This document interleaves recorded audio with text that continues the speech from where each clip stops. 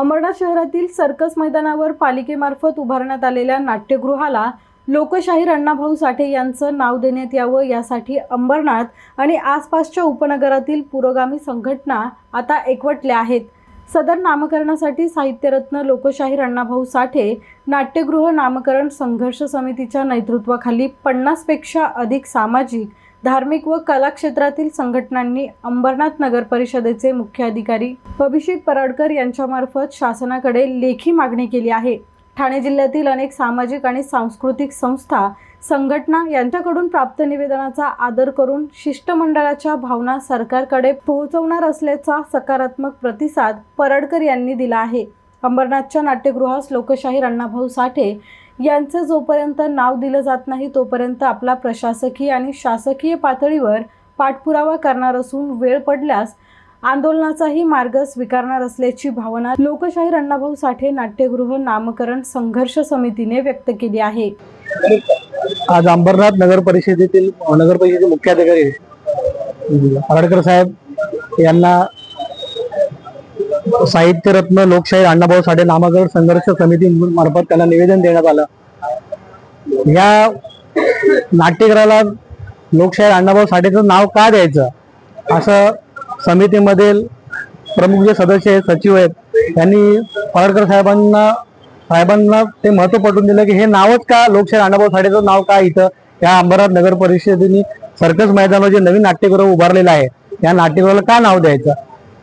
अण्णाभाऊ साठेचा जो प्रवास आहे हे मुळामध्ये अंबरनाथ शहर हे कामगारांचं शहर आहे।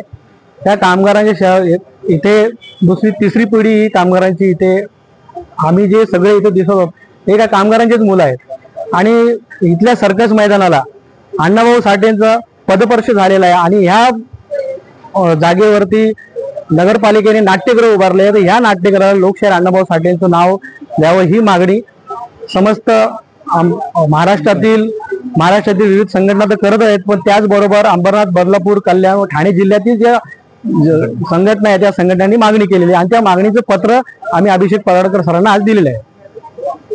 आज नेमकी काय मागणी केली?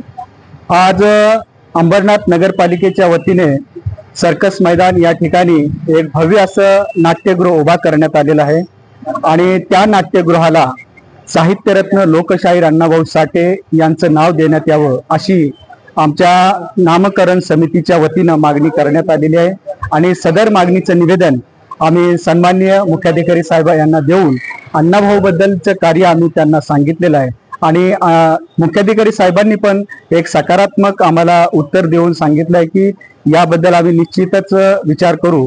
मात्र या ठिकाणी मी तुम्हाला सांगू इच्छितो की आतापर्यंत आमच्या चळवळीला, आमच्या समाजाला मागितल्याशिवाय आणि संघर्ष केल्याशिवाय काहीच मिळालेलं नाही। बघूया आता आपण मुख्याधिकारी साहेबांना आम्ही निवेदन दिलेलं आहे, सकारात्मक तर प्रतिसाद दिलेला आहे, परंतु जर अण्णाभाऊंच्या नावाचा विचार केला नाही तर आम्हाला रस्त्यावर उतरून या अण्णाभाऊ साठे या नावासाठी, नामकरणासाठी आम्हाला रस्त्यावरची आंदोलनं करावी लागतील असं या ठिकाणी तुम्हाला सांगू। आज काय नेमकी मागणी केलेली?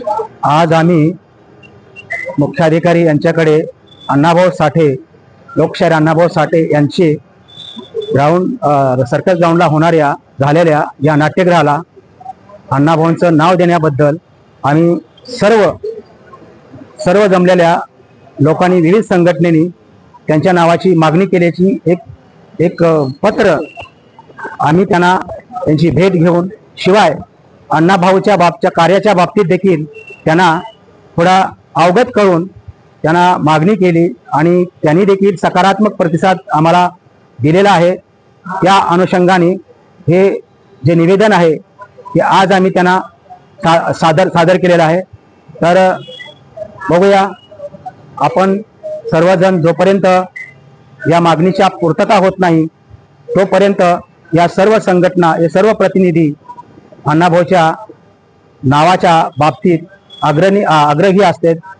हेच सध्या आमची त्यांना मागणी जी आहे ती मागणी त्यांनी स्वीकारली आणि सकारात्मक प्रतिसाद देण्याचं मान्य केलं।